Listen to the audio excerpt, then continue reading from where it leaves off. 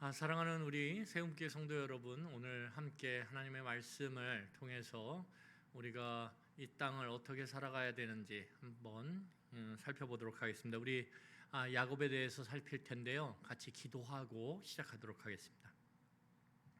하나님 감사합니다. 오늘도 우리에게 주의 말씀으로 나올 수 있는 은혜를 주셔서 하나님 이렇게 우리의 삶의 일상을 정리하며 이 밤에 주님의 말씀을 듣고자 합니다. 주님 말씀을 통하여 이 거친 세상 속에서 우리가 어떻게 하나님의 백성답게 살아갈지 깨닫게 하시고 알게 하시고 또한 결단하며 도전하여 주시옵소서. 예수님의 이름으로 기도드렸습니다. 아멘. 오늘 우리가 같이 야곱에 대해서 좀 더 살펴볼 텐데요, 우리가 이전에 살펴봤던 것처럼 야곱이 드디어 이제 가나안 땅을 떠나게 됩니다. 가나안 땅을 떠나게 되는 표면적 이유는 뭐냐면, 우리가 이미 살펴봤던 것처럼 친족 안에서의 결혼을 하기 위해서 이 야곱은 밧단 아람으로 떠나게 돼요. 이 밧단 아람은 우리가 이미 알고 있는 것처럼 하란이라고 하는 도시의 다른 이름입니다.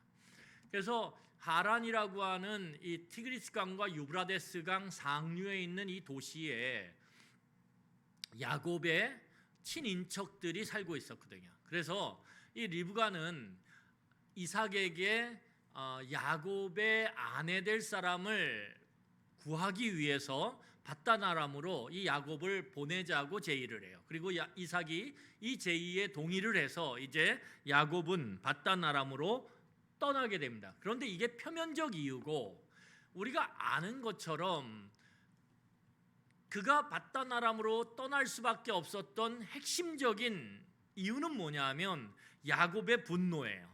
왜요? 야곱이 이 장자의 축복을 빼앗은 야곱에 대해서 굉장한 분노를 갖고 있었고, 그것이 형제 살인이라고 하는 아주 극단적인 상황으로 옮겨갈 것에 대한 리브가의 두려움이 있었거든요. 그래서 이 두 가지 이유, 표면적인 이유는 친족 안에서의 결혼을 위해서 보내지만 그 숨겨진 가장 핵심적 이유는 에서의 분노로부터 도피하는 거예요. 그래서 이제 집으로부터 떠난 야곱은 나그네 신세가 되어져요. 나그네 신세. 이 나그네 신세는 뭐가 됐든 참 힘들고 어려울 수밖에 없어요. 아무도 그 옆에 있어주질 않아요. 여러분, 그런데 중요한 것은 이제 야곱의 이 나그네 과정을 살펴보면서 우리가 깨닫게 되는 것이 뭐냐면, 야곱의 믿음이 성장하고 성숙해 간다라는 거예요. 여러분, 믿음이라는 것은 그 믿음의 모습이 딱 한정되어져서 정적으로 머물러 있지 않습니다. 믿음은 한정됨 없이 역동적으로 성장하고 성숙하게 됐어요. 이 믿음의 모습이 그런 거예요.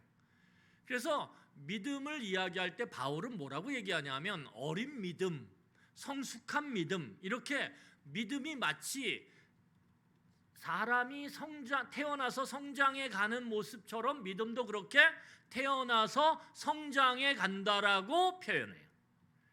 그런데 이 믿음의 성장이라고 하는 것을 바꾸어 말하면 뭐라고 표현할 수 있냐면, 모든 나의 주도권을 내가 아닌 하나님께 넘기는 것, 이것이 믿음의 성숙과 성장을 다른 말로 정의하는 내용이에요. 그러니까 믿음이 자란다라는 것은 뭐냐면, 믿음이 성장한다, 믿음이 성숙한다라고 하는 것은 다른 말로 말하면 내게 있던 내 삶에 대한 주도권, 그 주권을 하나씩 하나님께 넘겨드리는 것, 그리고 그 하나님의 주권을 인정함으로 그분의 뜻을 따라가는 것, 이것이 믿음의 성장과 성숙과 연결된 정의라는 거예요.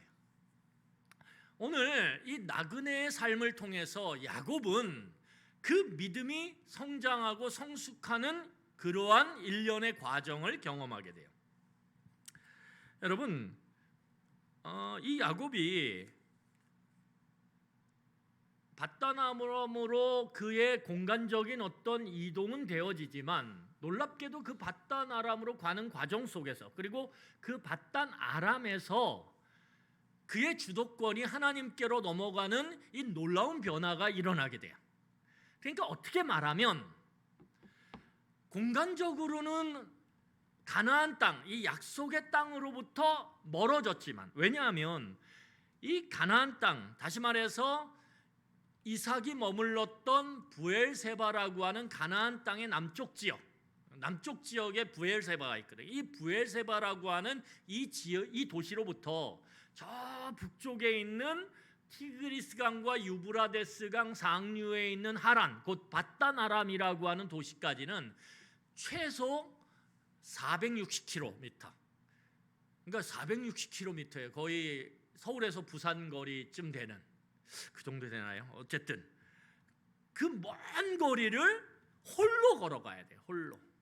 그러니까 공간적으로 보면 굉장히 그 약속의 땅으로부터 멀어지는 거죠. 하나님의 축복의 땅으로부터 멀어지는 거죠. 그렇지만 놀라운 것은 무엇이냐면 그의 공간적인 멀어짐 가운데 야곱은 이제 하나님의 다루심을 통해서 그의 주권을 하나님께 양도하는 과정을 겪게 된다는 거예요.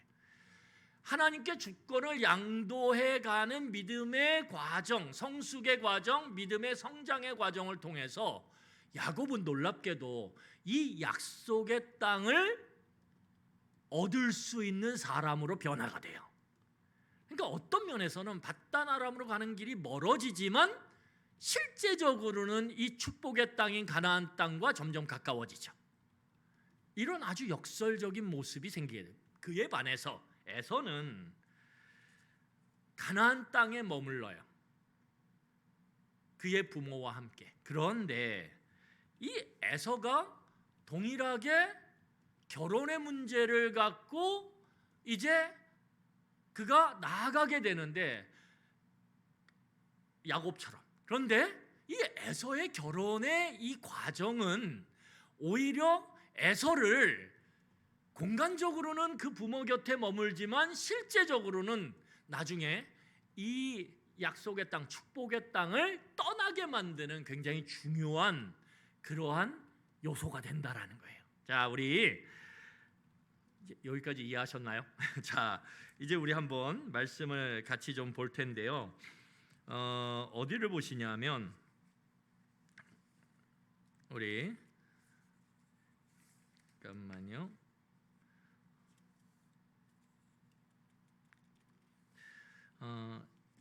창세기 29장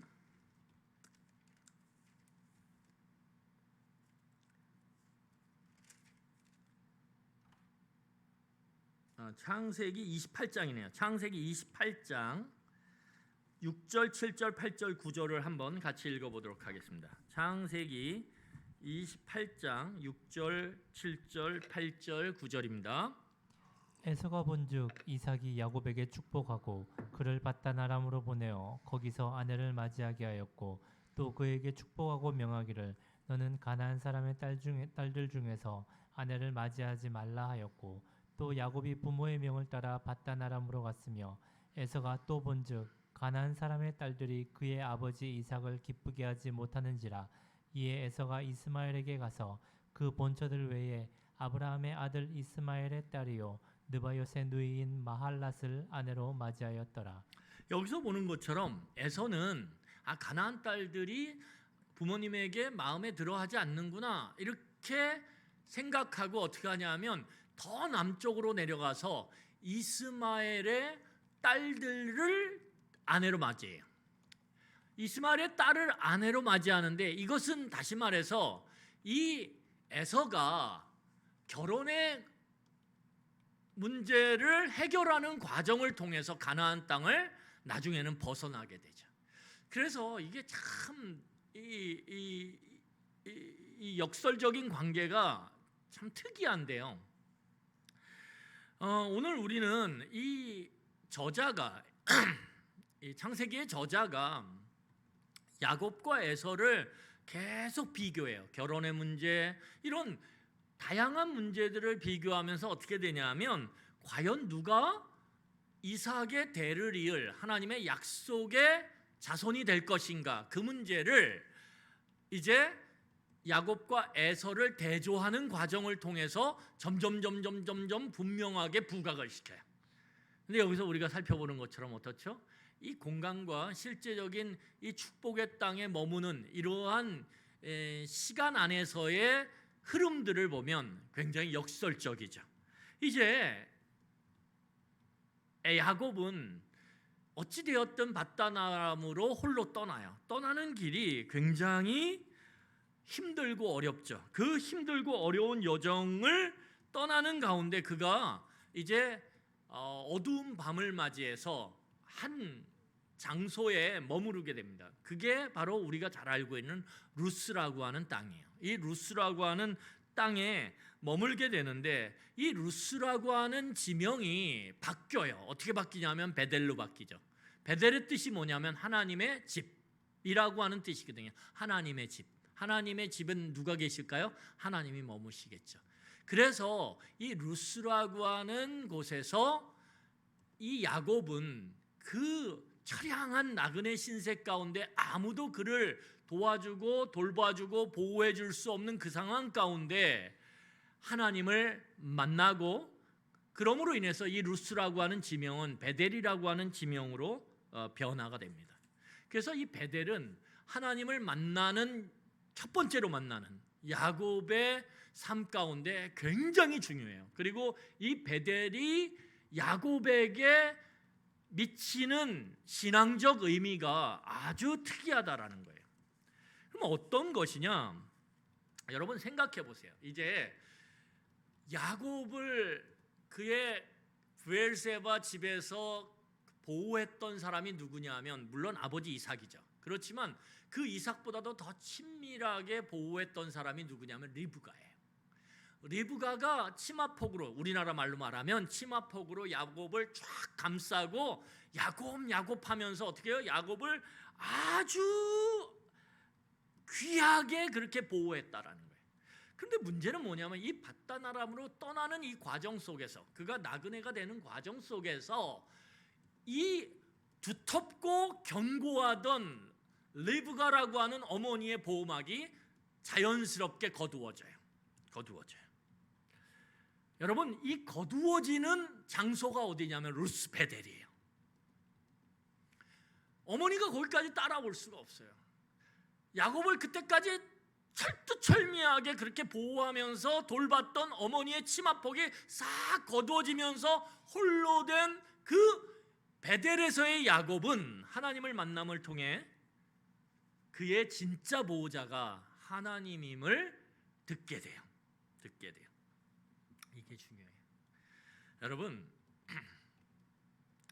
인간적인 보호막이 거두어지는 것 굉장히 두려워해요, 사람들은. 그렇지 않습니까? 내가 가진 물질, 내가 가진 지위, 내가 가진 그 어떤 보호막들이 나를 이 거친 세상에서 사람들과의 관계에서 나를 보호해주고 나를 지켜준다고 생각하는데, 그것들이 하나씩 거쳐질 때마다, 거두어질 때마다 사람들은 극도의 불안감에 빠지죠. 그런데 역설적이게도 그것이 거쳐져야 우리는 내 진짜 보호막이 하나님이시구나를 경험하게 된다라는 거예요. 어떻게 해요? 하나님을 만남을 통해서. 그래서 여러분, 많은 간증을 들어보세요. 수많은 사람들의 그 변화의 간증들을 들어보면 이전에 잘 나갔어요. 자기의 보호막이 너무 두껍고 아주 좋았어요. 그래서 사람들도 그것들을 다 부러워하고 칭찬했어요. 그런데 그게 어느 순간인가 하나씩 거쳐지면서 인생의 밑바닥으로 딱 떨어질 때 그들이 누굴 만나냐면 베델의 하나님을 만나거든요. 그리고 그 만남 가운데서 하나님이 나의 산성이시며 나의 요새시다라고 하는 그 놀라운 경험과 고백을 하는 거예요. 이름을 통해서 믿음이 싹 틔우고 자라가게 되는 거죠. 오늘 이제 야곱은 어쩌면 믿음이라고 하는 것이 실제적으로 머릿속에 있다가, 왜? 부모님에게 들었을 테니까. 그런데 그 머릿속에 있던 그 믿음이 드디어 싹을 틔워서 그의 삶으로 보여지는 놀라운 경험의 순간을 맞이하는 거예요. 여러분, 오늘 이 야곱은 그 베델에서 꿈을 꾸는데요. 꿈을 꾸면서 어떤 꿈을 꾸냐면 하늘과 땅 사이에 사다리가 쫙 놓여져요. 그리고 그 사다리에 하나님의 사자들이, 하나님의 메신저들이죠. 사자는 여기서 메신저입니다. 이거 아니에요? 메신저. 이 메신저들이 쫙 오르내려요. 막 천사들이 오르내리는 거죠. 다른 말로 하면. 그러면서 그 천사들이 오르내리는 사닥다리 위에 보좌가 있는데 그 보좌가 뭐냐면 하나님의 보좌죠. 하나님이 쭉 거하시고 계시는 보좌. 이걸 꿈에서 보게 돼요. 여러분, 일반적으로 이 사다리 그러면 우리는 어떤 걸 생각하냐면 나무나 어떤 철제로 만들어진 이 사다리 레더라고 하죠. 영어로는 레더라고 하는데 사다리죠, 사다리. 그런 사다리를 생각하는데 대체적으로 그건 아니에요. 여기서 사다리라는 건 뭐냐면 돌로 만들어진 계단을 의미할 가능성이 굉장히 높아요.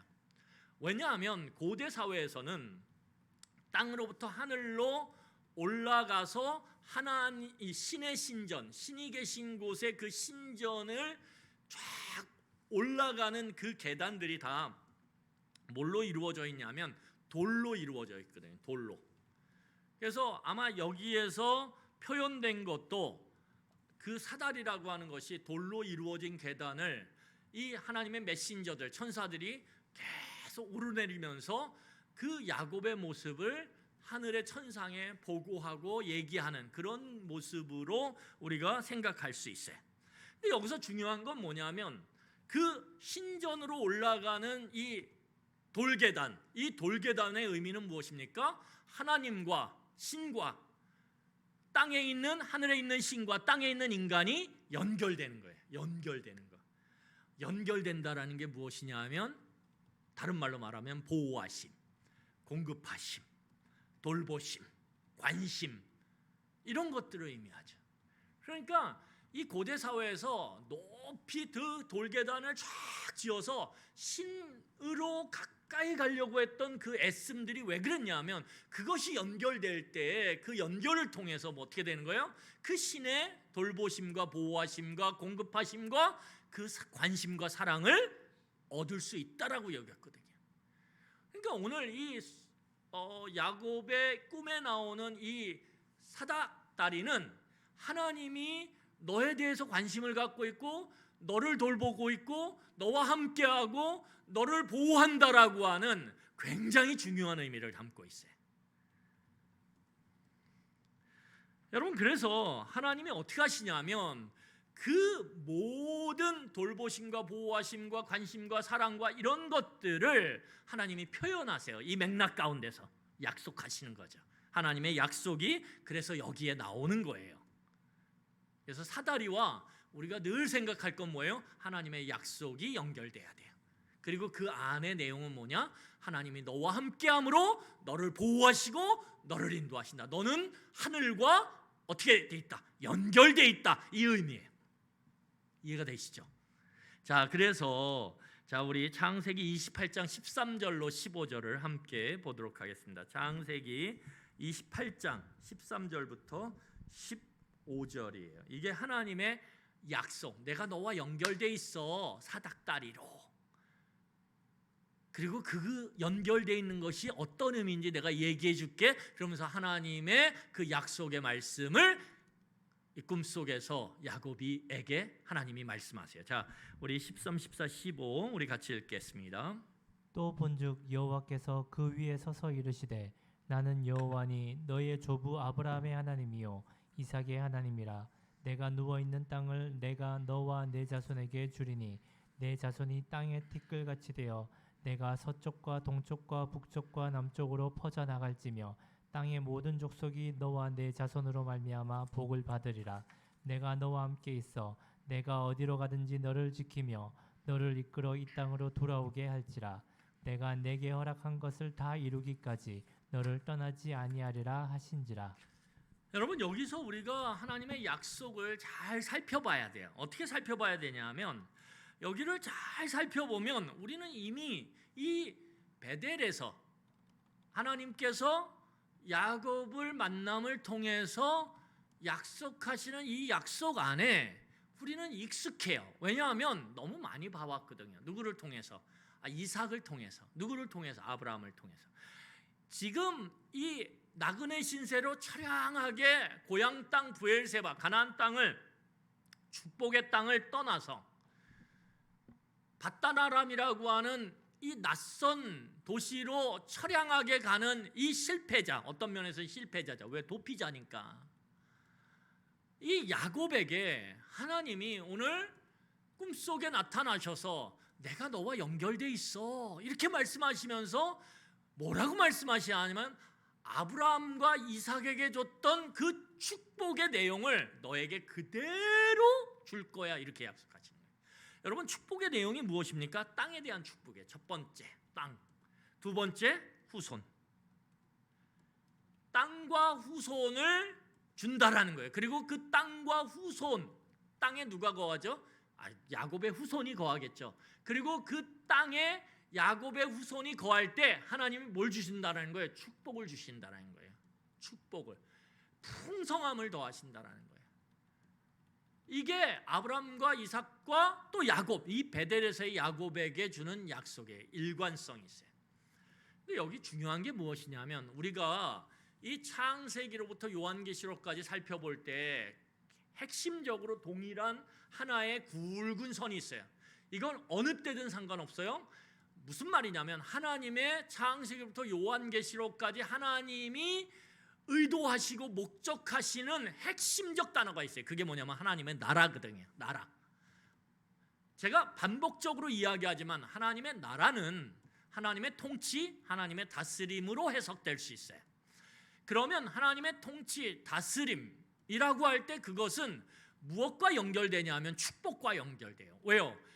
누가 다스리느냐에 따라서, 왕이 누구냐에 따라서 그 나라의 모습은 천양지차가 될 수 있어요. 어떤 왕이 다스릴 때는, 어진 왕이 다스릴 때는, 지혜로운 왕이 다스릴 때는 그 나라가 참 풍성해지고 질서가 잡히고 강대해져요. 그런데 어리석인 왕이, 자기 욕심에 취한 왕이 나라를 다스리면 그때서부터 나라는 무너지기 시작하는 거예요. 그러니까 다스린다. 그런데 그 다스림의 주체가 하나님이다 라고 할 때 우리는 하나님의 사랑과 공의를 통해서 하나님이 이 땅을 다스릴 때 그곳에는 질서가 잡히고 정의와 공의가 온전히 작동하면서, 그러면서도 그 안에 풍성한 사랑으로 서로를 향한 돌봄과 사랑과 나눔들이 충만해질 때 그 어떠한 사람의 눈에서도 눈물이 나지 않는 그런 복된 세상, 그것이 요한계시록이 말하는 거죠. 그 복된 하나님의 다스리는 놀라운 그 역사가 이루어진다라는 거예요. 그렇기 때문에 중요한 것은 무엇이냐면 하나님이 다스린다라는 게 중요한 거예요. 하나님이. 그래서 하나님이 다스릴 때 인간의 삶도, 하나님이 다스리는 내 삶, 하나님이 다스리는 내 가정, 하나님이 다스리는 내 직장, 하나님이 다스리는 내 교회, 이 모든 것들 안에 하나님의 부어주시는 복이 쌓이게 되고 충만하게 된다는 거죠. 여기서 중요한 게 있어요. 이렇게 땅과 그리고 후손을 주심으로 그들이 축복을 누리는 것이 하나님의 약속이에요. 아브라함과 이삭과 야곱에게 동일하게 주고 있는. 그런데 중요한 것은 뭐냐면 그 복을 받으려면 무엇이 필요할까요? 하나님의 길을 가야 돼요. 하나님의 길. 이게 중요합니다. 하나님의 길. 하나님의 길을 가지 않으면 우리는 그 축복을 누릴 수가 없어요. 하나님의 길을 떠나면 우리는 그 축복을 결코 누릴 수가 없습니다. 이게 핵심이에요. 하나님의 길을 가는 것. 그럼 하나님의 길이 뭐냐? 하나님의 길은 여호와의 도, 하나님의 말씀을 따르고 공의와 정의를 행하는 거예요. 이게 다른 말로 말하면 하나님의 주권을, 하나님의 뜻을 인정하고 거기에 순종하는 것. 결국은 하나님의 백성이 하나님의 땅에서 하나님의 다스림을 통한 축복을 누리려면 그 사이를 연결하는 게 뭐예요? 하나님의 말씀과 뜻대로 정의롭고 공의롭게 이 땅 가운데 순종하며 살아가는 것, 그러한 과정, 그러한 방법을 통해서 하나님은 복을 누리게 하신다라는 거죠. 이거죠.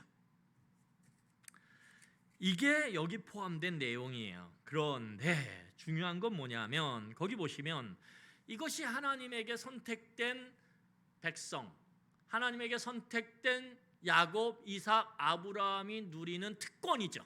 특권. 근데 그 특권은 동전의 양면처럼 반드시 책임을 수반해요. 여러분, 그래서 우리가 특권에만 초점이 맞춰져 있으면 우리는 이 하나님의 축복을 누릴 수가 없습니다. 왜냐하면 하나님의 땅에서 하나님의 자손이 하나님의 축복을 누리는 것만 생각하고 그 선택의 책임을 외면해 버리면 그들은 하나님의 길에서 떠날 수밖에 없거든요. 이탈할 수밖에 없어요. 하나님의 말씀에 불순종할 수밖에 없어요. 그러면 결코 복을 누릴 수가 없어요. 그래서 그 특권과 함께 동전의 양면처럼 수반되는 책임이 뭐냐? 거기 보세요. 책임이 뭐예요? 거기 보면 땅의 모든 족속이 너와 내 자손으로 말미암아 복을 받으리라. 책임이 뭐냐면 이 축복을 흘려보내는 거예요. 흘려보내는 거. 세상 많은 사람들에게, 세상 모든 민족에게 흘려보내는 것. 이 책임이 있다는, 그러니까 나만 이러고 꽉 움켜쥐고 있으면 안 된다라는 거예요. 어떻게? 나눠야 된다라는 거예요. 나눠야 된다. 여러분, 또 하나는 뭐냐면 여기에 이삭에게만 주셨던 하나님의 약속이 있어요. 이삭에게 약속하셨던. 자, 그게 뭐예요? 그게 밑에 보면 내가 너와 함께 하리라 이거든요. 이삭에게 내가 너와 함께 하리라 이렇게 말씀하셨어요. 축복을 약속을 하실 때. 그런데 그 너와 함께 하리라, 임마누엘의 하나님, 임마누엘의 하나님의 이 약속을 야곱에게도 한다라는 거예요. 여기. 왜요? 니네 엄마가 너 보호하는 줄 알았지? 네 가정의 보호막이 널 보호하는 줄 알았지? 그래, 그거 내가 사용해서 너를 보호한 거야. 그런데 그게 다 거쳐져도. 왜요? 리브가가 평생, 야곱이 죽을 때까지 리브가가 살아서 이 야곱을 돌볼 수 있어요? 아니요. 리브가가 먼저 세상을 떠날 거예요. 그러면 무엇입니까? 결국은 그 하나하나 모든 게 거쳐질 때마다 두려움이 찾아오지만 그럼에도 불구하고 그 끝에는 누가 있다라는 거예요? 하나님이 너와 함께 계시다라는 걸 발견하게 될 거야. 이렇게 말씀하시는 거예요. 그리고 이것을 이제 베델에서 꿈 가운데 들은 이 약속을 들은 야곱은 밧단 아람에 가서 이 모든 것들을 경험하게 될 거예요. 이 모든 약속이 어떻게 이루어지는지를 경험하게 될 것입니다. 그래서 여러분, 이 약속이 되게 중요해요. 왜요? 이걸 이제 밧단 아람에서 하나님이 보여주시거든요. 내가 보여줄 거야. 가자. 그리고 가는 거죠.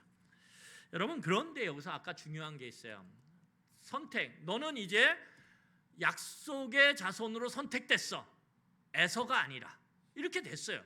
그런데 문제는 뭐냐면 특권을 가졌어요. 선택의 특권. 그런데 이 선택의 특권이 아까 말씀드렸던 것처럼 축복으로 연결되려면, 자, 땅도 얻고 자손도 얻었어요. 그것이 축복으로 연결되려면 반드시 연결선, 하나님의 하나님의 말씀을 따르는, 그래서 공의와 정의의 삶이 일상 가운데서 실천되어지는 그런 과정을 걸어가야 돼요. 근데 야곱이 생각해 보세요. 그런 사람인가요? 한마디로 말하면 사기꾼이죠. 도둑놈이죠. 그러니까 이 밧단 아람으로 가서 이 하나님의 놀라운 약속이 실현되는 과정 속에서 야곱은 어쩔 수 없이 그의 삶의 방식, 속이고 도둑질하고 남의 것을, 그리고 훔치는 이러한 삶의 방식을 뜯어 고쳐야 된다. 이게 전제가 되지 않으면 야곱은 결코 축복의 사람으로 그렇게 변화될 수가 없어요. 그러니까 삶의 방식이 바뀌어야 된다는 거예요. 삶의 방식이 바뀐다는 것은 무엇을 의미할까요? 나타나는 방식, 습관, 태도가 바뀐다는 것은 그의 속이 바뀐다는 거예요. 그의 마음, 생각, 그의 내면의 모습이 바뀐다라는 것을 의미해요. 그러면 내면의 의미가 바뀐다라는 것을 성경은 뭘로 표현하냐면 이름으로 표현해요. 이름. 야곱은 움켜쥐는 자, 한 번 잡으면 놓지 않는 자, 속이는 자, 이런 의미잖아요. 이런 야곱이 그 내면이 바뀜으로 그의 삶의 행동, 삶의 태도, 삶의 그 걸어가는 길이 바뀌는 과정 속에서 반드시 야곱은 이름의 변화를 경험하게 된다는 거예요. 그래서 성경은 이름과 그의 내면의 속성을 연결해요. 여러분, 그래서 이 야곱은 아브라함과 굉장히 유사해요. 데칼코마니처럼.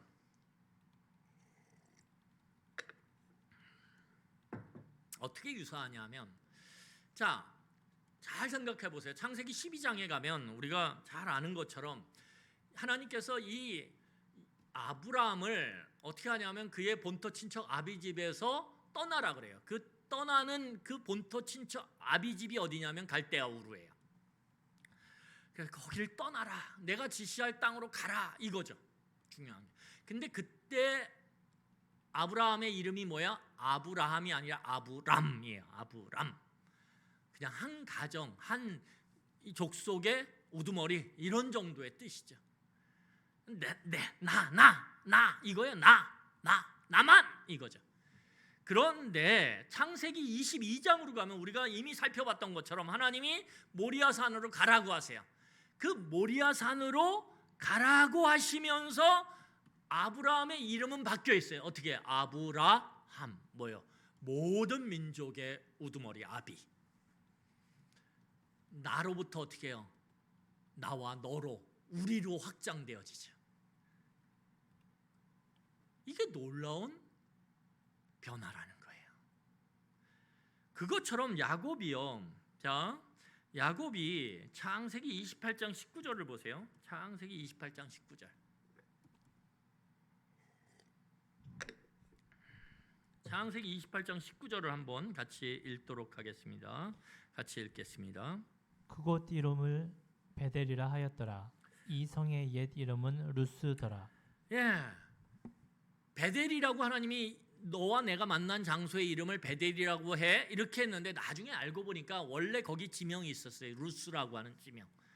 근데 중요한 것은 뭐냐면 이제 시작이, 하나님과의 이 만남의 시작이 베델에서 시작되죠. 베델에서. 마치 아브라함이 갈대아 우르에서 하나님을 만나서 어떻게 해요? 가라라고 하는 명령을 듣고 떠났던 것처럼 이제 베델에서 하나님을 만난 야곱은 이제 밧단 아람으로 날이 밝자 떠나죠. 그럴 때 야곱의 이름은 야곱이에요. 움키는 자, 야곱. 그런데 그 밧단 아람에서의 모든 연단의 과정, 그래서 믿음의 주권이 나로부터 여호와 하나님으로부터 하나님께로 넘어가는 이 모든 과정을 거치면서 이제 밧단 아람을 떠나서 야곱이 어디에 이르게 되냐면 어디요? 야복강에 이르게 되죠. 자, 32장이에요. 창세기 32장. 창세기 32장 30절 보겠습니다. 창세기 32장 30절. 우리 같이 읽겠습니다. 그러므로 야곱이 그곳 이름을 브니엘이라 하였으니 그가 이르기를 내가 하나님과 대면하여 보았으나 내 생명이 보존되었다 함이더라. 그 야복강에서 하나님과 겨루는데 그 겨루었던 지명이 뭐예요? 브니엘이죠. 브니엘. 그 브니엘에서 하나님께서 28절에 보면 32장 28절에 보면 이렇게 얘기해요. 그가 이르되 내 이름을 다시는 야곱이라 부를 것이 아니요 이스라엘이라 부를 것이니 이는 내가 하나님과 및 사람과 겨루어 이겼습니다. 뭐라고요? 이스라엘이라. 이름이 바뀌죠. 이름이 바뀌죠. 그러니까 야곱이 마치 아브라함이 갈대아 우르에서 시작해서 모리아 산에서 종지부를 딱 찍는 것처럼 야곱도 베델에서 시작해서 브니엘에서 종지부를 딱 찍으면서 하나님이 야 이제 너 변했다 이렇게 인정하시죠. 그리고 그때서부터 야곱은 놀라운 축복을 누리기 시작해요. 축복을 누리기 시작해요. 아브라함처럼. 여러분, 여기에 중요한 것이 뭐냐면 이렇게 하나님의 약속에 대해서 오늘 28장 20절부터 22절을 보세요. 이 하나님이 먼저 약속하셨어요. 그 약속에 대해서 땅, 자손, 축복, 그 사이 이것이 갖고 있는 책임이 뭐예요? 모든 민족에게 너희가 누리는, 너에게 준 축복을 나누어라 라고 하는, 그리고 이 모든 과정 가운데 내가 너와 반드시 함께 하겠다, 임마누엘의 하나님을 약속하죠. 그런데 그 약속을 들은 야곱이 뭐라고 반응하냐면, 자 28장 20절, 22절, 21절, 22절이에요. 같이 읽겠습니다. 야곱이 서운하여 이르되 하나님이 나와 함께 계셔서 내가 가는 이 길에서 나를 지키시고 먹을 떡과 입을 옷을 주시어 내가 평안히 아버지 집으로 돌아가게 하시오면 여호와께서 나의 하나님이 되실 것이요 내가 기둥으로 세운 이 돌이 하나님의 집이 될 것이요 하나님께서 내게 주신 모든 것에서 10분의 1을 내가 반드시 하나님께 드리겠나이다 하였더라. 오늘 여기 보여지는 모습이 뭐냐면 하나님의 약속에 대한 야곱의 결단이에요. 야곱의 헌신. 그러니까 여러분, 인간의 헌신과 인간의 결단은 스스로 하는 게 아니라는 거예요. 스스로 하는 결단, 스스로 하는 헌신은 굉장히 위험해요. 왜요? 그건 자기의가 되거든요. 자기의 의로움. 그리고 자기의 의로움이 되는 순간 그것은 교만을 부추기고 성장시키는 굉장히 중요한 자양분이 돼요. 그러니까 자기의가 많을수록 나 때문이야, 내가 한 거지, 그래도 내가 있어야지, 뭐 이런 자기의가 충만해지면 교만이라는 것이 우리의 마음 가운데 쫙 자라요. 쫙 자라요. 쫙 자라요. 그런데 오늘 야곱의 이 결단, 야곱의 헌신을 지금 이야기하는 이 내용은 하나님의 약속을 듣고 나왔다라는 게 중요한 거예요. 하나님의 약속에 대한 반응으로 나왔다는 거예요. 그래서 이것은 그 안에 자기의 또는 자기 의로움이 아니라 그 안에 하나님에 대한 감사. 외로워 죽겠는데 지금 어찌 될 바를 몰라 죽겠는데 홀로 보호막이 거친 채 이 어두운 밤에 루스라고 하는 도시에 그냥 그 바깥에 그 추운 날씨에 어떻게 해요? 누워서 낑낑대며 앞날을 모른 채 자고 있는데 하나님의 그 밝은 빛 가운데 내가 너와 연결되어 있다라고 하며 약속을 주시는 이 놀라운 광경. 여러분, 야곱이 어떻게 반응해야 되겠어요? 하나님을 찬양할 수밖에 없는 거죠. 나의 하나님이 되십니다, 이렇게. 그러니까 이 반응은 뭐냐 하면 하나님의 약속에 대한 감격스러움, 하나님의 약속에 대한 감사 가운데 나오는 거예요. 그래서 이 결단과 헌신은 그의 의로움이 될 수 없어요. 그의 의로움으로 변질되지 않아요. 그렇기 때문에 굉장히 소중한 모습이라는 거예요. 소중한 모습이라는 거예요. 그러니까 우리들이 뭔가 하나님 앞에 헌신하고 결단하는 거 너무 중요해요. 그런데 그것은 반드시 하나님의 말씀을 통해, 그리고 말씀을 통해 역사하시는 하나님의 행하심을 통해 우리가 하나님이 나를 붙들고 계시구나, 그럴 때 터져나오는 결단과 헌신, 찬양이 정말 소중한 거라는 거예요. 왜? 그것이 내 의가 아닌 진정한 하나님에 대한 감사와 찬양의 모습이기 때문에. 그래서 우리의 믿음을 성숙시켜가는 자양분이 될 수 있다라는 거예요. 교만하게 만드는 자양분이 아니라. 그래서 우리는 오늘 베델의 이야기를 통해서 볼 때 야곱은 이 베델, 루스라고 하는 땅에서 지극히 연약한 존재였어요. 그런데 그 지극히 연약한 존재를 하나님이 만나주세요. 우리도 그렇지 않았나요? 하나님이 만나셨어요. 그리고 하나님은 약속을 주세요. 내가 너와 함께 하겠다. 그리고 그 약속은 아무것도 없이 그냥 널브러져 있는 그 연약한 야곱과 우리에게 하나님을 향한 찬양과 예배와 그리고 신앙적인 도전과 결단을 하게 만들어요. 그리고 그 결단이 처음에는 그 감격스러움에 나왔지만 삶이라는 게 그런가요? 사람의 속성, 사람의 습관, 사람의 마음의 상태를 바꾸는 것이 그렇게 쉽나요? 하나님이 그 긴 과정을 통해서 그의 모습과 그의 속성과 삶의 태도들을 바꾸어 가기 시작해요. 그게 변화죠.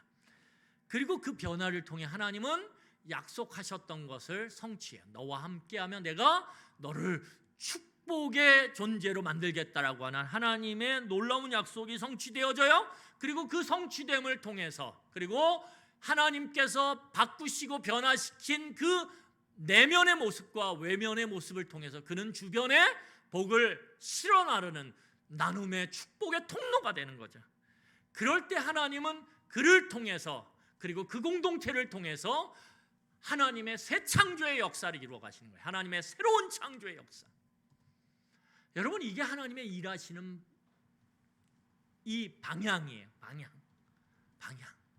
우리들도 이 방향 가운데, 이 순서 가운데 어느 지점에 놓여 있다라는 거예요.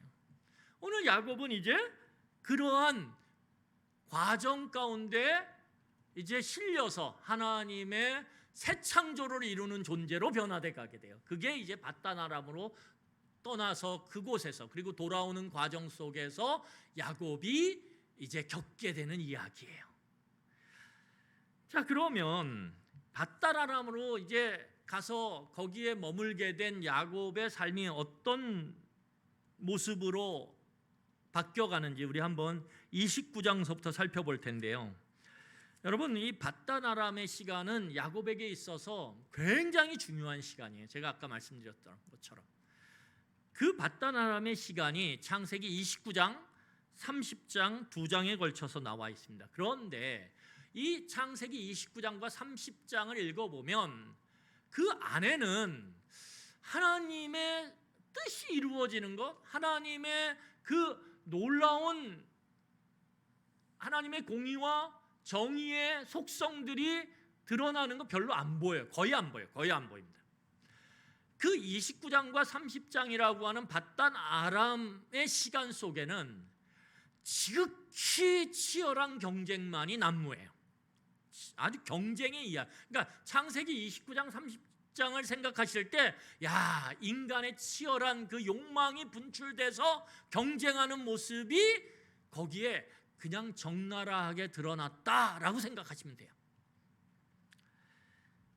그래서 우리는 좀 창세기 29장과 30장을 보면, 야, 인간의 계략, 인간의 속임수, 인간의 술책, 인간의 꾀, 인간의 욕망, 인간의 욕심, 인간의 그 더럽고 추한 모습만이 널브러져 있는 이 창세기 29장과 30장을 보면서 하나님의 역사심이 어디 있지?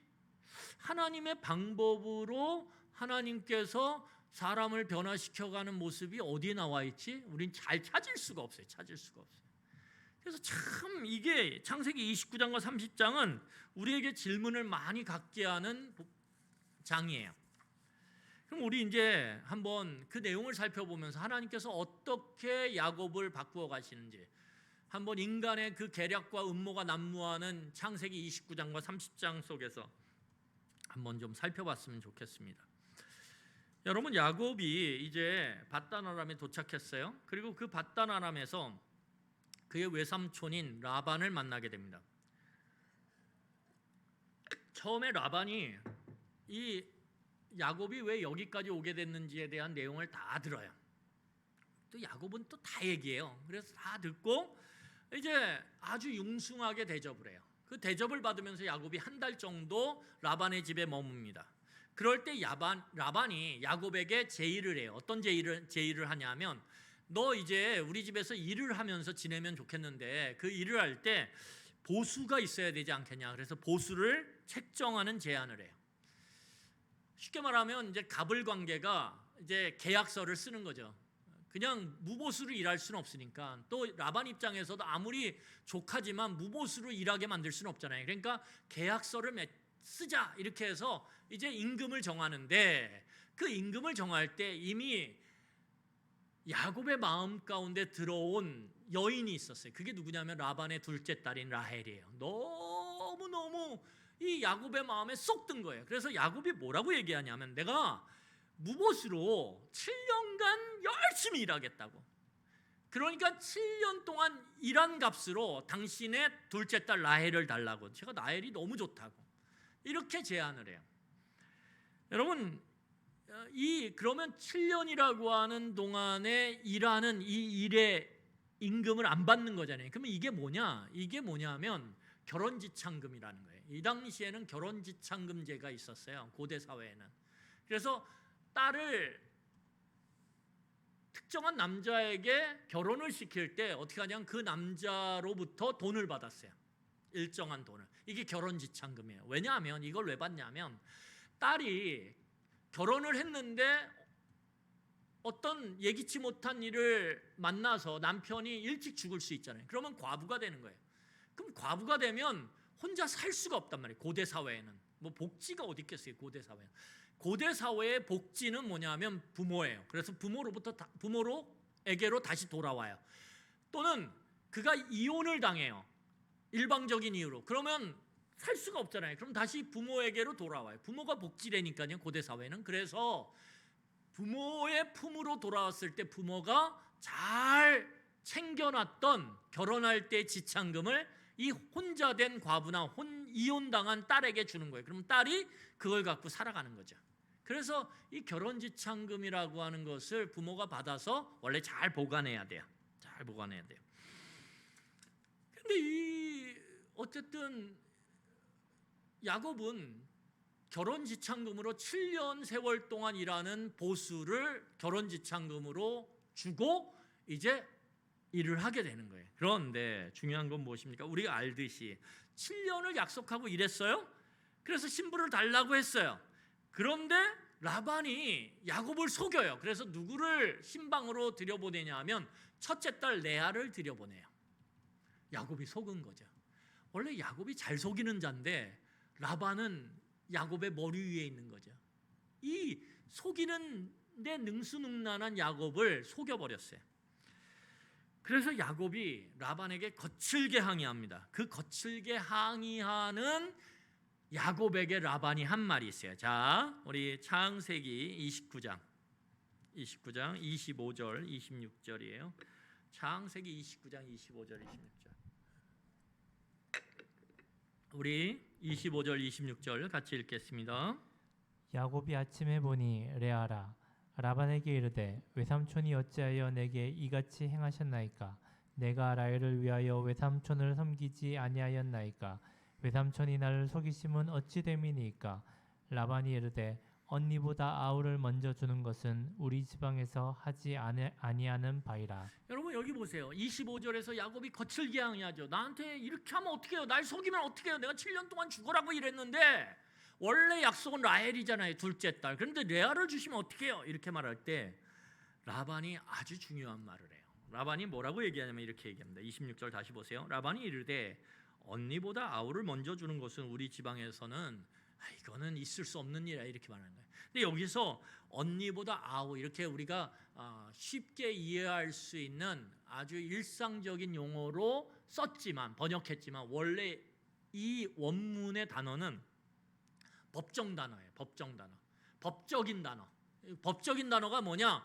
법적인 어떤 문서나 그러한 행위 속에서는 언니, 뭐 오빠 이렇게 안 씁니다. 여기서 보면 언니가 뭐예요? 법적 용어로는 장녀. 장녀라는 말이에요. 그러면 아우는 뭐예요? 차녀. 그래서 오늘 여기서 라반이 쓰는 건 법적인 용어, 아주 공식적인 용어를 써요. 장녀보다 차녀를 먼저 보내는 것은 있을 수 없다. 이렇게 얘기하죠. 쉽게 말하면 어떻게 해요?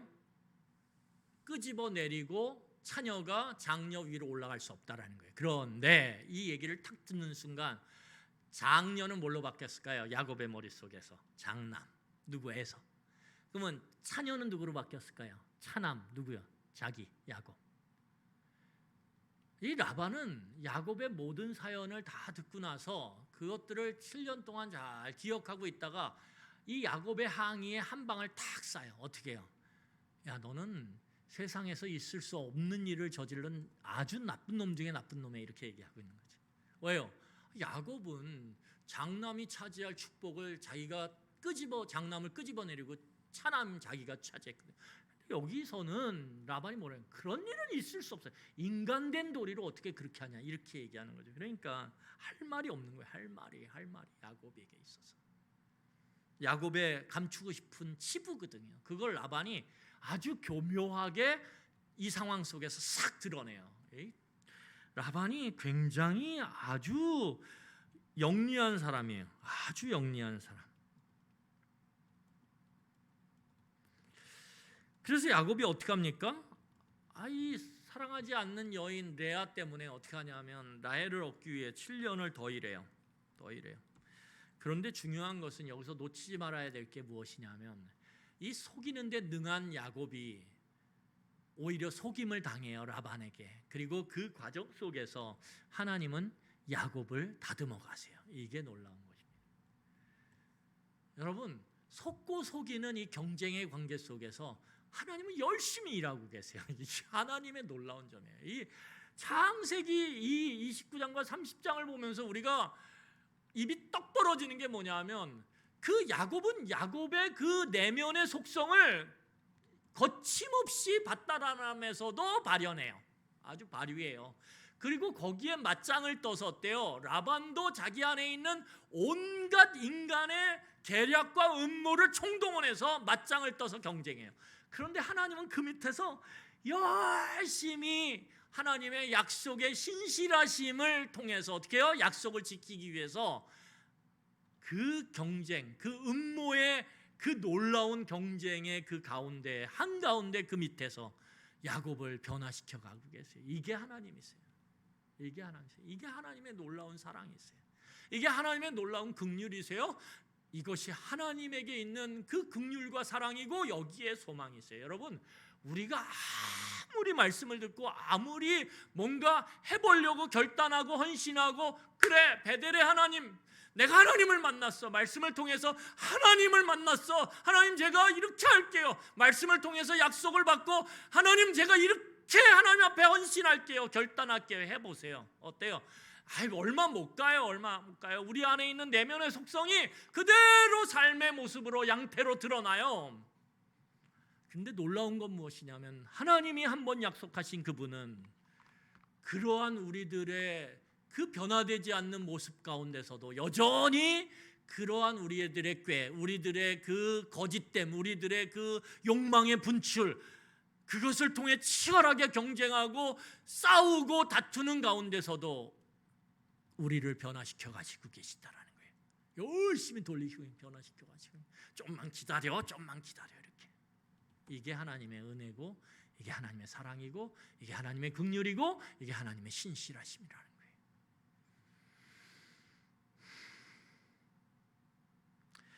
여러분, 원래 우리가 이 감염된다, 요즘은 코로나로 인해서 참 우리가 감염된다 이런 말 쓰기가 참 조금 불편한데, 여러분 그 하품을 이렇게 하잖아요, 옆 사람이. 그러면 그 하품하는 모습을 보거나 느끼는 옆에 있는 사람도 어때요? 하품을 해요. 그래서 이게 전염이 돼요. 인간 사이에는 그런 전염성이 있는 것 같아요. 그래서 이 야곱이 라반과 경쟁하는 이 경쟁의 모습은 그걸로 탁 멈추지 않아요. 진공 상태에서 그냥 야곱과 라반이 치열하게 경쟁하는 걸로 끝나는 게 아니라 그 경쟁의 모습은 반드시 주변에 영향을 미친다라는 거예요. 그래서 여러분, 우리가 살아가면서 선한 사람, 좋은 영향력을 갖고 있는 사람, 좋은 성품의 사람 옆에 같이 하는 것들이 굉장히 좋아요. 왜? 중요해요. 왜냐하면 우리도 그렇게 닮아가거든요. 그러니까 제가 주일날 설교했던 것처럼 우리가 누구와 만나느냐, 우리가 누구와 함께 하느냐가 엄청 중요해요. 우리 인생 가운데. 여러분, 이 야곱이 라반과 경쟁을 했어요. 치열하게, 처절하게, 죽도록 경쟁했어요. 그러면 그런 경쟁의 모습은 주변에도 미치겠죠. 누구에게 미칠까요? 자기 부인들에게 미치는 거죠. 라헬과 레아가 경쟁하기 시작해요. 엄청나게 경쟁해요. 이 경쟁의 모습의 핵심은 뭐냐면 그들의 결핍에 있어요. 라헬 같은 경우에는 남편의 사랑은 충만해요. 왜? 야곱이 라헬을 너무 사랑하잖아요. 그래서 라헬을 위해서 14년을 무임금으로 일했는데요. 대단하죠. 그런데 문제는 뭐냐면 이 라헬에게 남편의 사랑은 충만한데 그 사랑의 열매인 자녀는 없어요. 그러니까 라헬에게는 자녀가 결핍의 대상이에요. 레아의 경우는 어떠냐면 레아 같은 경우에는 자식은 엄청 많아요. 자식은 막 잘 나요. 근데 문제는 뭐냐면 남편의 사랑이 없어요. 이게 남편의 사랑에 결핍돼 있죠. 그래서 이 레아와 라헬이 낳는 자식을 우리가 살펴보면 레아가 낳는 자식은 르시 레유예요. 르벤, 시몬, 레위, 유다. 이게 네 아들이죠. 그 다음에 우리가 잘 알듯이 라헬의 이 밧단아람을 떠나기 직전에 낳은 아들이 요셉이에요. 그리고 나중에 낳는 아들이 르벤이에요. 이 요셉과 르벤을 잘 살펴보면 어떠냐면 그 이름 안에 자신들의 결핍이 담겨져 있어요. 이 르벤, 시몬, 레위, 유다 이 아이들의 이름 가운데 뭐냐면 남편의 사랑에 대한 이 갈급함이 담겨져 있어요. 의미로서. 그에 반해서 라헬에게는 뭐요? 자식에 대한 이 자식. 그래서 서로가 남편의 사랑을 차지하기 위해서 그러면 누구를 공격해야 돼요? 레아는 남편의 사랑이 없으니까 누구를 공격해? 남편의 사랑을 다 갖고 있는 라헬을 공격해야 돼요. 라헬 같은 경우에는 자식이 없으니까 자식이 많은 누구를 공격해야 돼요? 레아를 공격해요. 그러니까 둘은 경쟁하고 싸울 수밖에 없어요. 경쟁하고 싸울 수밖에 없어요. 그런데 중요한 건 뭐냐면 이 둘 사이의 그 치열한 경쟁, 그 엄청난 경쟁, 그 경쟁 안에서 여러분 그러면 이게 하나님의 백성의 삶의 모습이냐? 그렇지 않아요. 그렇지 않아요. 그런데 이 인간적인 결핍 가운데서 치열하게 으르렁거리면서 싸우는 이 두 자매의 그 경쟁을 위로한 채 밑에서는 아까 누가 일한다 그랬어요? 하나님이 열심히 일하는 거죠. 하나님이 열심히 일해요. 하나님은 참. 그래서 어떻게 됩니까? 하나님이 야곱에게 약속하신 그 후손들이 엄청나게 늘어나는 일에 이 두 여인의 경쟁을 통해서 그 일을 이루어 가신다라는 거예요. 그러니까 인간은 악하게 살아가는데 그 악함 가운데 하나님의 약속이 여전히 있다면 하나님은 그 악함을 변환시켜요. 그러니까 하나님은 굉장한 트랜스예요. 아주 변화시키는데 능수능란하세요.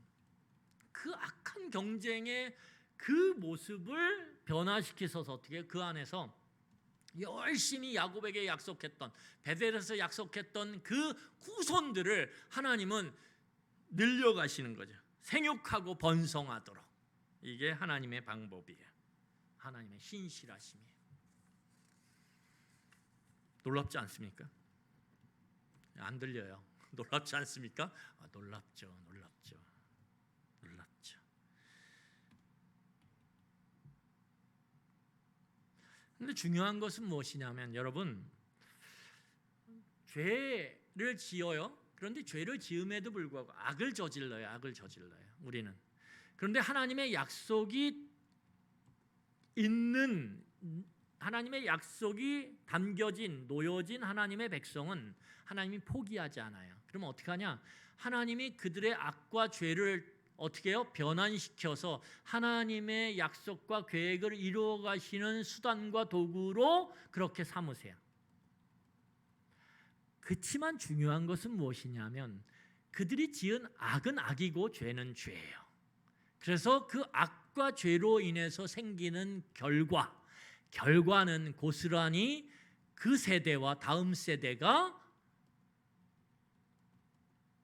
받을 수밖에 없고 그것으로 인해서 그 죄의 결과로 신음할 수밖에 없어요. 대표적인 얘기가 다윗이에요. 다윗이 밧세바를 범해요. 하나님이 용서하세요. 그래서 그 용서의 증표로 솔로몬을 주세요. 여디디아라고 하는 이름에. 그런데 중요한 것은 뭐냐? 그 다윗의 그 죄, 그것을 하나님이 용서하시고 그 안에서 하나님의 신실하심으로 그것을 변환시켜요.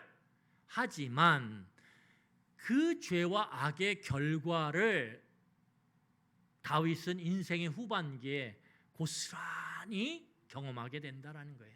그의 다음 세대 자녀들과 함께. 그래서 죄와 악이 무서운 거예요. 여러분, 우리가 잘 살펴보면 나중에 살펴보겠지만 하나님이 이 두 여인의 경쟁 관계, 그 안에서의 그 시기와 질투와 음모들, 그런 것들에 개의치 않으시고 하나님은 하나님의 약속을 신실하게 이루어 가세요. 그래서 번성하고 생육하여 번성하게 만드세요. 그래서 약속을 이루어 가세요. 그런데 중요한 건 무엇입니까? 그 여인들의 그 아귀다툼은 해결되지 않아요. 그 해결되지 않는 경쟁과 아귀다툼은 어떻게 됩니까? 자녀 때까지 가요. 그래서 거기서 발생하는 일이 무엇입니까? 요셉이 팔려가죠. 이 이야기는 나중에 다룰 거예요. 그런 거예요. 자, 그러면 우리는 다시 본론으로 돌아와서 라반과 야곱의 경쟁은 어떻게 되냐? 이것만 알아보고 오늘 말씀을 정리하겠습니다. 여러분, 경쟁해요. 경쟁을 하는데 어떻게 경쟁하냐면 이제 14년을 라헬을 얻기 위해서 일했어요. 무임금으로, 무보수로. 드디어 이제 이 야곱이 요셉을 얻어요. 요셉을 얻고 나서 그가 뭐라고 얘기하냐면 이렇게 얘기합니다. 우리 30장 25절이에요. 창세기 30장 25절. 창세기 30장 25절 같이 읽겠습니다. 라헬이 요셉을 낳았을 때에 야곱이 라반에게 이르되 나를 보내어 내 고향 나의 땅으로 가게 하시되.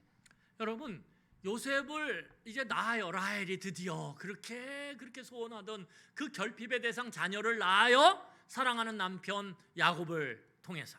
그런데 그 요셉이 태어나자 이제 야곱이 뭐라 그러냐는 라반에게 이제 내 고향으로 돌아갈래요 이렇게 얘기해요. 그런데 이 야곱의 이 담담한 이야기가 라반에게는 청천벽력과 같은 소리, 마른 하늘의 날벼락과 같아요. 왜냐하면 생각해 보세요. 이미 야곱이 얼마나 일을 잘하는지는 이미 14년 동안 검증됐어요. 그래서 뭐라고 얘기하냐면 이렇게 얘기해요. 자, 30장 27절 보세요. 30장 27절 라반의 이야기입니다. 떠나겠다라고 하는 야곱의 이야기를 듣고 라반이 뭐라고 얘기하냐면 30장 27절 같이 읽겠습니다. 라반이 그에게 이르되 여호와께서 너로 말미암아 내게 복 주신 줄을 내가 깨달았노니 내가 나를 사랑스럽게 여기거든 그대로 있으라. 여러분, 라반이 야곱을 보면서 발견한 게 있어요. 그게 뭐냐면 야곱을 보니까 14년 동안 얼마나 일을 잘하는지 그 일로 인해서 이 라반의 재산이 엄청나게 늘어났어요. 엄청나게.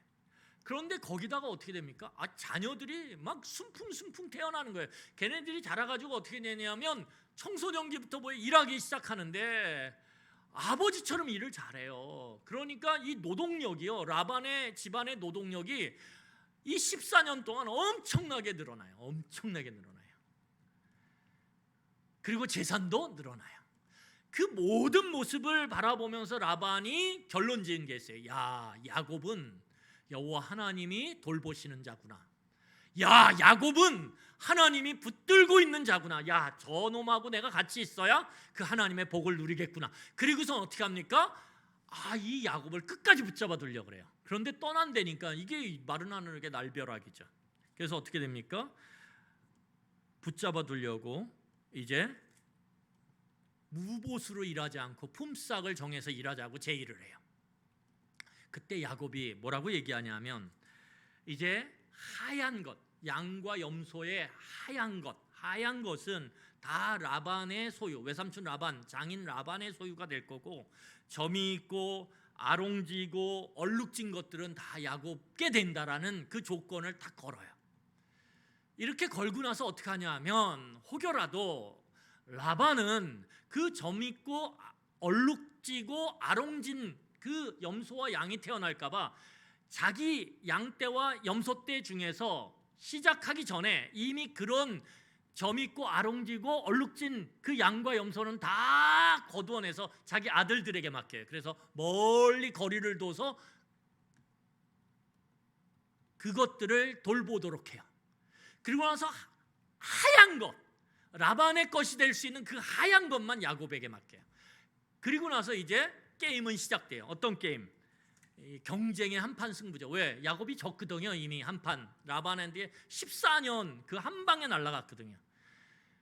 그러면서 어떻게 하냐면 야곱이 이제 그렇게 한 다음에 그 하얀 라반의 것, 양과 염소를 데려다가 이제 짝짓기를 하고 그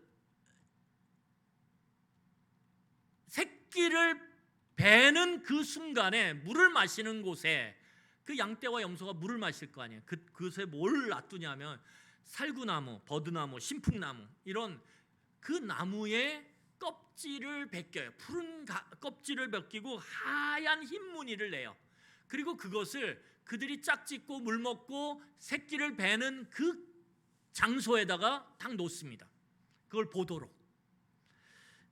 여러분 이게 뭐죠? 이게 민간요법이에요. 민간요법. 야곱이 지금 자기가 쓸 수 있는 모든 수단과 방법을 동원해서 민간요법까지 동원해서 지금 자기 외삼촌, 자기 장인 라반을 이겨먹으려고 하는 거예요. 수단과 방법은 가리잖아요. 이미 경쟁에 들어선 이상 길은 없어요. 무조건 모든 걸 다 동원해요. 근데 민간 신앙요법까지 동원하는 거죠. 이런다고 되겠습니까? 그런데 놀라운 사실은 결과로 나타나는데 이게 효과가 있는 거예요. 그래서 어떻게 되냐면 이 건강한 흰색의 양과 염소가 새끼를 뵈려고 할 때는 어떻게 해요? 이거 어떻게 해? 그 신풍나무, 버드나무, 살구나무 푸른 껍질 벗긴 그것을 보게 만들어요. 그리고 허약한 흰 것, 흰 양과 흰 염소, 허약한 것들이 새끼를 뵈려고 할 땐 그거를 보지 않게 만들어요.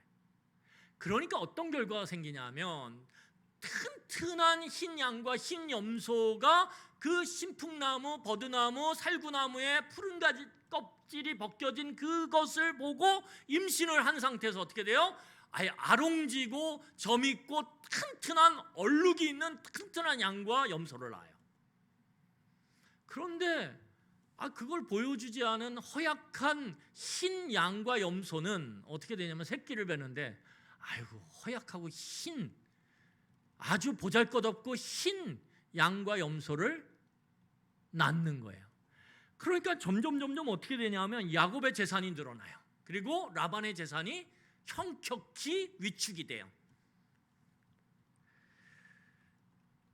결국 어떻게 된 겁니까? 야곱이 이 중요한 판에서 6년 동안 이 양을 그리고 염소를 키우거든요. 6년 동안 어마어마한 부를 이루기 시작해요. 이긴 거죠. 근데 여기서 우리가 중요한 사실은 이게 하나님이 알려준 방법이 아니라는 거예요. 하나님이 원하시는 방법도 아니라는 거예요. 이게 중요해요. 하나님이 원하시는 길, 하나님이 원하시는 방법, 하나님이 원하시는 과정은 뭐냐면 창세기 18장 아브라함에게 주신 말씀이에요. 창세기 18장 17절 19절 창세기 18장 17절 19절 같이 읽겠습니다. 여호와께서 이르시되 내가 하려는 것을 아브라함에게 숨기겠느냐? 아브라함은 강대한 나라가 되고 천하 만민은 그로 말미암아 복을 받게 될 것이 아니냐. 그렇죠? 그러면 19절 읽으세요. 시작. 내가 그로 그 자식과 권속에게 명하여 여호와의 도를 지켜 의와 공도를 행하게 하려고 그를 택하였나니 이는 나 여호와가 아브라함에게 대하여 말한 일을 이루려 함이니라. 거기 뭐라 그래요? 하나님이 축복을 이루어가는 하나님의 백성이 하나님의 축복을 누리고 받는 과정에서는 뭐가 있어야 돼? 반드시 연결된 줄로 하나님의 도를 행하고 하나님의 말씀에 순종하고 하나님의 공의와 정의를 행하는 것, 그거라는 거죠. 그럼을 통해서 하나님의 복을 누리는 거죠. 그런데 오늘 야곱이 썼던 방법은 뭐예요? 속이는 방법이에요. 민간요법을 활용해서 속이는 거죠. 여러분 이렇게 하나님의 백성이 하나님의 길, 하나님의 도, 하나님의 말씀을 따르지 않을 때 축복의 현상은 얻을 수 있을지 몰라요. 왜요? 하나님이 돌보고 있기 때문에, 하나님이 여전히 그와 연결되어 있기 때문에, 베델의 하나님이. 그런데 문제는 뭐냐면 축복의 현상은 표면적으로 얻는 것 같지만 관계는 다 깨져요. 하나님과의 관계뿐만 아니라 사람과의 관계도 다 파괴돼요. 여러분, 야곱이 취한 그 버드나무의 히브리어가 르브네, 이게 희다라는 뜻이거든요. 이 버드나무의 뜻이 희다라는 뜻이거든요. 르브네.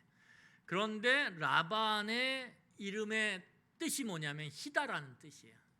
이 라반의 이름의 그 뿌리가 희다라는 뜻과 연결되어 있어요. 그러니까 이게 무슨 말이냐면 결국은 그 버드나무의 흰 걸로 흰 라반을 이겼죠.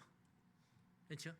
그러니까 이건 그 전에 그 붉은 팥죽으로 붉은 에서를 이겼죠. 에서가 불다라는 뜻이거든요. 그러니까 붉은 걸로 붉은 걸 이겨, 붉은 팥죽으로 붉은 에서를 이겼죠. 그것처럼 가나안 땅에서 브엘세바에서 그렇게 붉은 팥죽으로 붉은 에서를 속이고 이겼던 것처럼 밧다라람에 와서도 야곱은 흰 버드나무로 흰 라반을 이겨요. 속여서.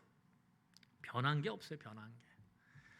그 베델에서 하나님을 만나고 헌신했던, 하나님을 믿고 의지하겠다라고 그렇게 헌신했던, 나의 하나님이 되실 거라고 그렇게 했던 그 야곱이 결국 밧다라람에 와가지고 20년 내내 하는 짓은 뭐냐면 속이고 속는 거예요. 속이고 속는 거. 바뀌질 않아요.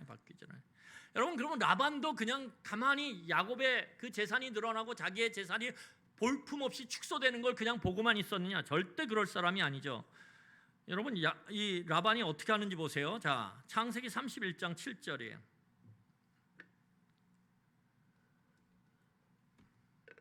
자, 31장 7절 우리 같이 읽겠습니다. 시작. 그대들의 아버지가 나를 속여 품삯을 10번이나 변경하였느니라. 그러나 하나님이 그를 막으사 나를 해치지 못하게 하셨으며. 41절 보세요. 창세기 31장 41절 같이 읽겠습니다. 내가 외삼촌의 집에 있는 이 20년 동안 외삼촌의 두 딸을 위하여 14년, 외삼촌의 양떼를 위하여 6년을 외삼촌에게 봉사하였거니와 외삼촌께서 내 품삯을 10번이나 바꾸셨으며. 여러분, 거기 보시면 뭐라고 얘기하냐면 야곱이 라반에게 이렇게 얘기해요. 라반이 가만히 보고만 있잖아요. 어떻게 될까요? 계속 야곱의 재산이 늘어나니까 어떻게 하냐면 이 라반이 6년 동안 10번이나 품삯의 그 종류를 바꿔버려요. 그래서 어떻게 합니까? 이번엔 점 있는 것만 네 거야. 이렇게. 이런 얼룩무늬만 이제 네 거야. 이런 식으로 조건을 계속 바꿔요. 그래서 어떻게든 야곱의 것이 줄어들게 만들려고 그 약속했던 한 번 쓴 계약서를 계속 변개해요. 바꿔요. 10번이나. 여러분, 여기서 10번이라고 하는 건 고대 사회에 숫자가 있습니까? 뭐가 있습니까? 없어요. 그러니까 어떻게 하냐면 사람의 손가락으로 셀 수 있는 게 최대치예요. 10개죠. 10개 손가락. 그러니까 이거는 어떤 이야기를 하냐면 야곱이 느끼기에 하여튼간 어마어마하게 여러 번 바뀌었다라는 거예요. 이 라반이 6년 동안.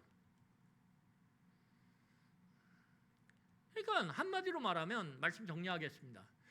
야곱도 여전히 밧다라람에서 치열하게 경쟁해요. 라반이랑. 그러면서 어떻게 해요? 흰 걸로 흰 것을 속이려고 그래요. 똑같이 브엘세바에서 붉은 걸로 붉은 걸 속였던 것처럼. 여러분, 붉은 것으로 붉은 거를 속였을 때 어떤 일이 일어났어요? 가나안 땅, 그 축복의 땅에서 쫓겨났거든요. 가족이랑 다 헤어졌거든요. 관계는 다 깨져버렸거든요. 그런데 그 야곱이 하나님을 베델에서 만난 후에도 여전히 밧다라람에서 흰 걸로 흰 거를 속여요. 그래서 라반과의 관계가 다 깨져요. 그 아들들, 라반의 아들들이 으르렁거려요. 야곱만 보면. 그 경쟁의 모습이 두 아내에게도 미쳐서 라헬과 레아가 으렁대며 싸워요. 여러분, 이런 집안이 한마디로 말하면 뭐예요? 콩가루 집안이에요. 콩가루 집안. 현상적인 축복의 열매는 거두는 것 같아요. 뭐 재산이 많아지니까. 그런데 그 안에 진짜 있어야 될 그 하나님의 백성 공동체 안에서의 사랑, 공의, 정의, 긍휼 이런 건 눈 씻고 찾아볼래야 찾아볼 수가 없어요. 이것이 하나님의 백성이 자신의 방법으로, 인간의 방법으로, 인간의 음모로, 인간의 계략으로, 인간의 수단으로, 인간의 도구로 하나님의 복을 쟁취하려고 할 때 일어나는 일들이라는 거예요. 네, 놀랍게도 하나님은 베델에서 약속하셨던 것처럼 이 야곱과 함께 하세요. 이 망나니 같은 짓을 하는 이 밧다라람의 이 야곱과도 함께 하시며 그가 쓰는 말도 안 되는 민간요법, 말도 안 되는 민간요법 그걸 쓰는 야곱을 하나님께서는 저 밑에서 신실하심으로 돌보세요. 그래서 어떻게 해요? 야곱의 재산이 늘어나도록 하나님께서 역사하시는 거예요. 야곱이 썼던 그 말도 안 되는 꾀, 말도 안 되는 그 민간요법의 계략이 그를 부하게 만드는 게 아니라 뭐예요? 하나님이 그 밑에서 그와 함께 하시며 일하시고 역사하심으로 그를 라반의 그 경쟁의 관계 속에서 그를 이기게 하시고 그의 손을 들어주셨다라는 거예요. 그리고 야곱이 이 밧다나람을 떠나는 과정 속에서 이 마지막 끝 지점에서 이제 분이엘로 가는 그 새로운 여정 속에서 그가 그의 인생을 돌아보면서 발견하는 게 무엇입니까? 하나님이 나와 함께 하셨구나. 하나님이 나와 함께 하시는구나. 앞으로 하나님이 나와 함께 하셔야 내 인생은 온전하구나. 그래서 분이엘에서 하나님과 싸우는 거예요. 하나님 붙잡고 놓지 않겠다라고 하는 거예요. 내 몸이 부셔져서라도 하나님 놓지 않겠다고.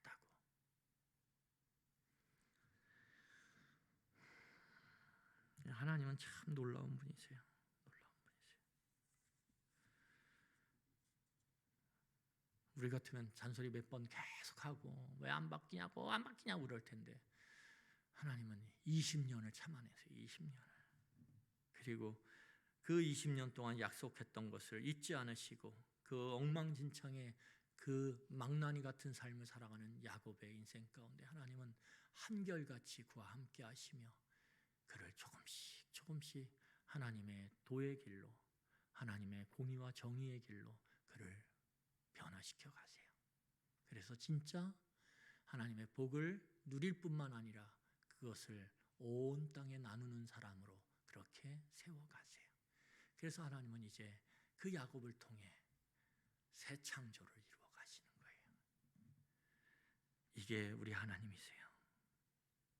우리 이 하나님을 믿고 의지함으로 정말 하나님의 그 도, 하나님의 공의와 정의를 우리의 삶 가운데 실천해가는, 그래서 내가 끼역끼역 만들어내는, 내가 끄집어내는 그 축복이 아니라 하나님이 부어주시는 그 축복, 그 은혜를 받아 누리는, 그 축복을 누리는 것이 오히려 그것이 흘러내려감을 통해서, 나누어짐을 통해서 주변과의 관계를 더 풍요롭게 만드는, 복되게 만드는 그런 진짜 하나님의 복이 되도록, 그런 복을 받아 누리도록 우리가 삶의 현장 속에서 우리의 내면과 우리의 삶의 모습을 통해 어떻게 살아가야 되는지 깊이 고민하며 생각하는 그런 귀한 한 주가 되었으면 좋겠습니다. 기도하시겠습니다.